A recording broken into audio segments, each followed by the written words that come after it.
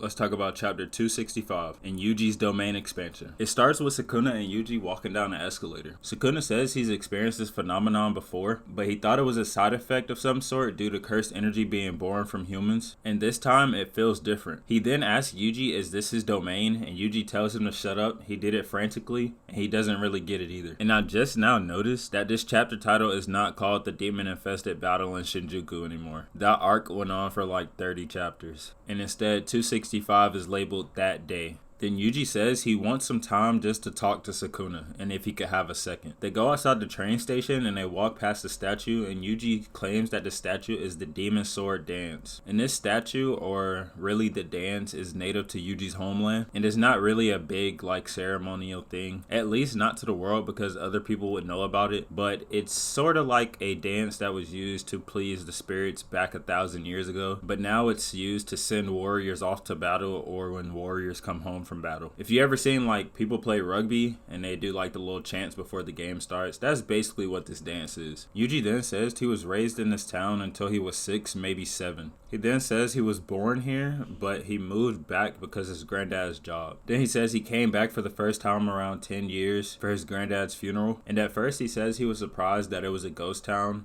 but then he actually corrects himself and says, actually, I guess it wasn't surprised. Then Yuji says that he expected his hometown to be like this and it didn't really shake him. Sukuna continuously stays silent, but you can see the irritation on his face the more and more we go through the chapter, which I think is pretty funny. They visit a park that Yuji used to go to when he was a kid, and he starts reminiscing about the things that he did at the park. You know, normal kid stuff, stubbing your toe and dropping something precious and losing it. Yuji spots a flower, misidentifying it, calling it a morning glory, and Sukuna is quick to correct him. Then we get Yuji prying into Sukuna, asking him if he's into flowers, and Sukuna deflects and just says it's from Megami's memories. Then Yuji asks if Sukuna went through his memories, and Sukuna said, I didn't waste my time reading through each piece of meaningless drivel. Basically telling Yuji, don't know, don't care. Then Sukuna and Yuji go to catch crawfish. I know it says crayfish, but crawfish and crayfish are literally the exact same thing. Google it. And I'm from the south, so I'm calling it crawfish. Sukuna and Yuji then argue about whose crawfish is better. Sukuna thinks his is better because it's bigger, but Yuji's is more rare as it's from Japan. They then visit a department store that put all the mom and pop shops out of business. They do some more walking, and Yuji says, I know it's a pretty great place, but there's greenery where we're going. And Sukuna, still agitated, is like, bro, I really don't care.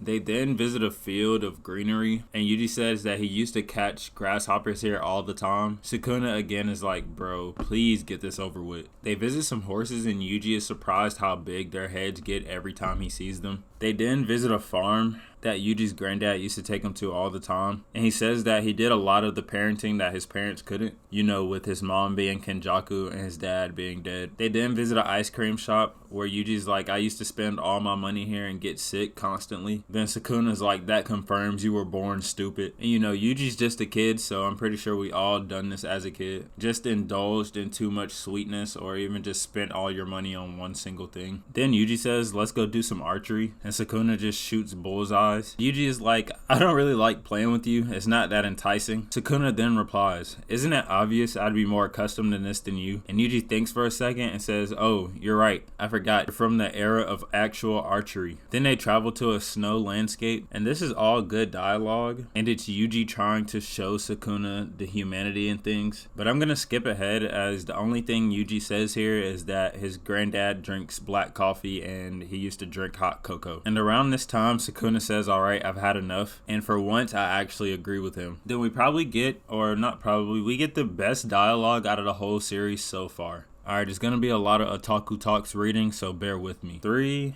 2, 1, go. You know, up until recently, I thought I should simply live to fulfill my role as I understood it. I thought if I died like that, I could at least consider it a proper death. But now, I feel like that's not entirely right. Walking the dog, raising a family, any sort of role like that is just fine. Even if you don't have anything like that, as long as you can eat, as long as you can eat, shit, and sleep, even when you're stuck in bed sick, Even if you spent your life with no connections and nothing remains of you, more than memories made in one's image, it's within the little tiny fragments that remain, drifting off where the value of life lies. It never had anything to do with the ways people die. I just couldn't ever forgive those who acted as if the value didn't exist. Sukuna, I loathe you. Humans aren't tools. We aren't born with any set role. Which is to say, I don't know whether humans are fundamentally good or evil. I could very well be doing the wrong thing here, so I thought I should at least let you see the humanity of someone other than yourself, of someone you see no value in. Then Sukuna states, I don't feel a thing. I understand everything you're saying, brat, and yet it stirs no emotion within me. Just as you felt when you saw how quiet this town became, you had expected it. I feel absolutely nothing. Then Yuji says, no dice, huh? Figured. This is Yuji's way of saying, well, at least I tried. Sukuna then goes, suffice to say, I'm dumbfounded by your cowardice, your rage towards me, your hatred. Is this all it amounted to? Then Sukuna finally realizes what Yuji was doing this whole time, which is pitying the fool. Yuji took Sukuna along this long ride of a domain expansion just to try to see if he could do it Yuji's way, trying to reason with curses. Yuji finally abandoned that cog mentality and now can think clearly for what it means to have an honorable death or to have a nice death, going back to his granddad's words in the first chapter. And I think that's why this chapter is called That Day, as it finally shows Yuji's growth in mentality and also what it means to be human. What it means to die a good death, and the memories you made with those along the way are just as important to them as they are to you. Then Sukuna goes, wait, you couldn't possibly be. Are you pitying me? Is this your way of showing compassion? As we turn back to Yuji and he is no longer the happy-go-lucky teen and he is in his awakened state. Look at the bloodlust in this man's eyes. Exactly. Sukuna, I could kill you. Release fushiguro. Return to my body and I'll spare your life. Oh, look how the tables have turned. Now, instead of Sukuna making demands like he did in the Cursed Womb arc, it's Yuji making the demands now. And Sukuna has two options here. He could either release Megami and go back to Yuji and stifle his misery in a cage for the rest of his worthless life, or he can take the brunt of this domain. And this infuriates Sukuna, saying, such a gravely severe misconception. I won't stop at simply mincing you to bits, brat.